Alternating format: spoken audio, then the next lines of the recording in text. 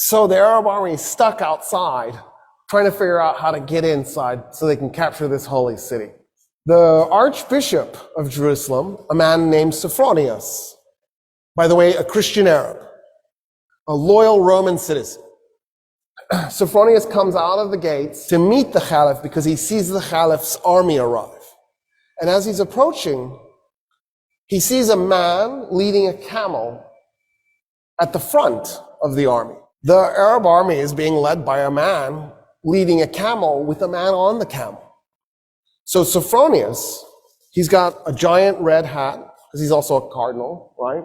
He's got gold tassels, actual gold, hanging from his hat. He's covered in gold jewelry. He's wearing red robes. He's covered in perfume. He's on a lectica. The lectica was the couch that the Romans would ride, and then they'd have like 4 or 8 men, depending how big it is, carrying it. And then he has 2 men, one on each side, fanning him. Of course, right? That's what Jesus would want from his bishops. It's exactly right. And he's coming out on this lectica being fanned. And he comes up to the guy on the camel, and he says, where's the Caliph? And the guy on the camel does like this. He nods with his head at the guy leading the camel. So Sophronius turns to the guy leading the camel and goes, where's the Caliph?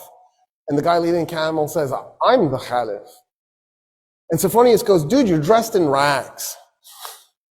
The guy's pants were mended multiple times. His shirt was mended multiple times. And he goes, no, I'm the Caliph. And Sophronius goes, you've just conquered Iraq and Syria and all of Palestine minus Jerusalem. How is it you're so poor? And the Caliph goes, well, why would I collect wealth? We're not doing this war because I'm trying to plunder anything. And then Sophronius goes, why aren't you riding the camel? And Omar goes, that's my servant on the camel, and we take turns so that neither one of us gets exhausted. At this point, Sophronius is like, oh, what? Who just conquered us? What are these, Marxists?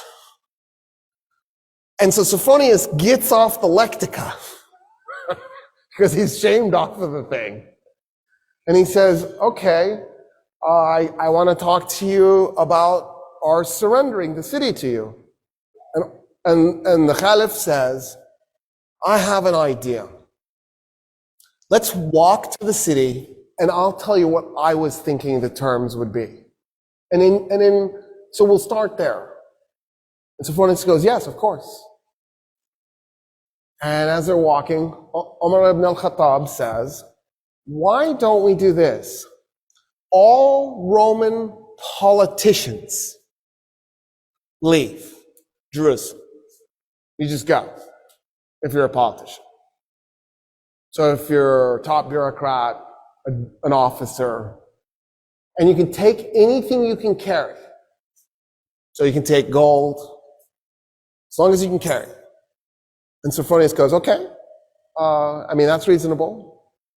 That's actually more than reasonable. I just assumed you'd enslave them and take their gold. I don't see how anybody would be mad about that. And then what else? And the Caliph goes, oh no, I was thinking that's it. We don't do anything else. And Sophronius goes, wait a minute, I am really confused.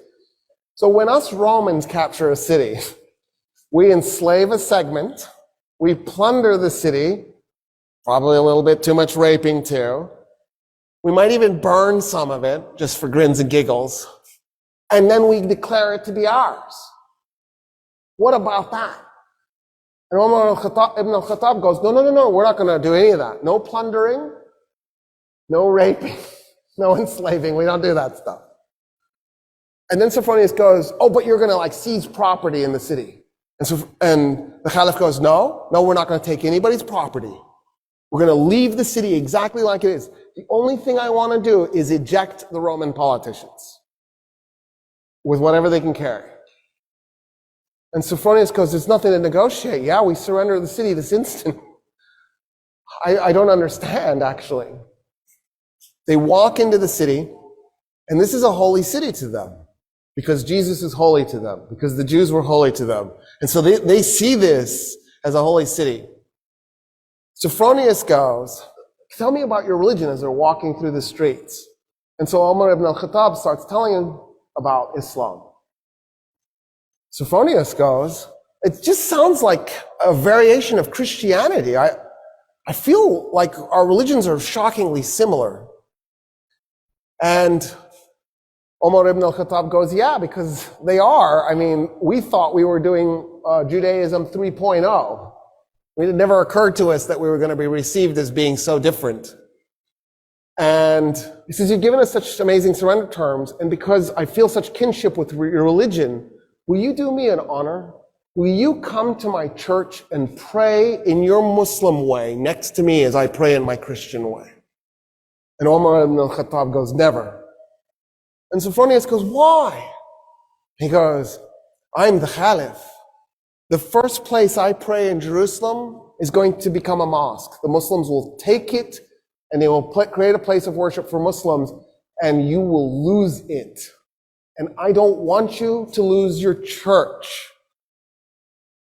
And Sophronius goes, okay. What if we find an empty piece of Jerusalem and we just pray there? And Umar ibn al-Khattab goes, yes, I accept. An empty piece. Something that nobody owns. So they go and they find an empty lot and they pray. The Archbishop in his Christian way, the Caliph in his Muslim way, side by side. It is a mosque today, that spot, commemorating the first place that the first Muslim Caliph prayed in Jerusalem. He nailed it. He knew what was coming. And he saved the Church of the Holy Sepulchre for Christians, because that's the church Sophronius wanted him to pray in. At that point, the Caliph says, I want to see the Temple Mount. And Sophronius goes, why? And the Caliph goes, because it's holy.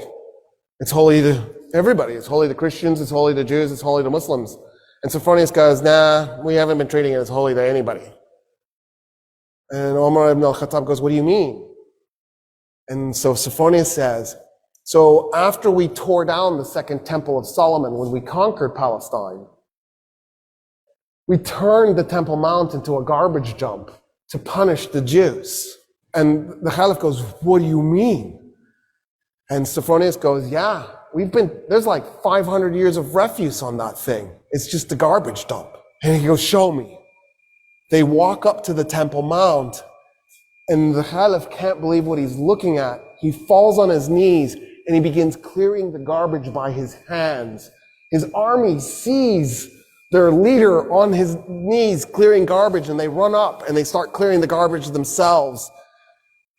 And they clear the garbage off the Temple Mount. The Caliph goes, okay, I want to meet some of the Jews living in Jerusalem. And Sophronius goes, there are no Jews in Jerusalem.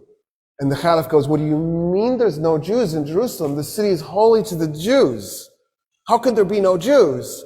And he says, well, us Christians, we pretty much murder them every chance we get. We really hate Jews.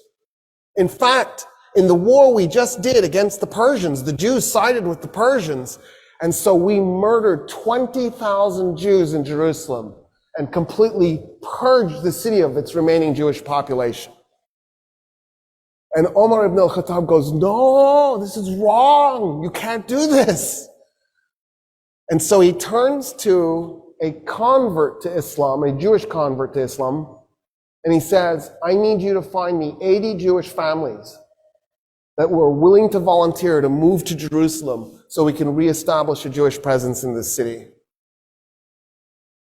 And that's how the Muslims conquered Jerusalem. And that's the stuff that's left out of your history books.